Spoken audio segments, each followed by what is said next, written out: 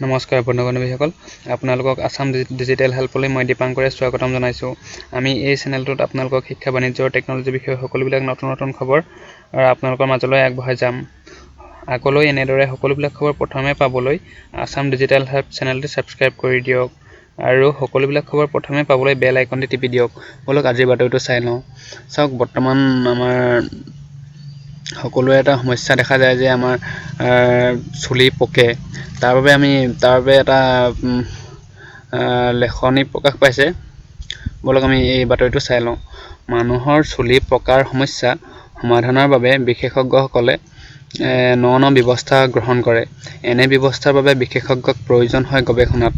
তেনে এক গৱেষণাত পোহৰলৈ আহিছে যে মানসিক চাপৰ বাবে চুলি পকিবলৈ লয়।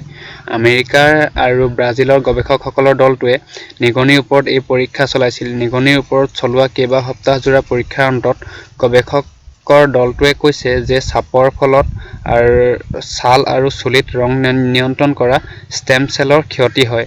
ছাল আৰু চুলিৰ ৰং নিয়ন্ত্ৰণ কৰা ষ্টেম চেলৰ ক্ষতি হোৱা বাবেই চুলি পকিবলৈ লোৱা আমি দেখোঁ। আজিকালি চাপৰ বাবে ৩০ৰ ডেওনা গৰকা পুৰুষ-মহিলাৰ চুলিয়ে বৰণ সলাবলৈ লয়।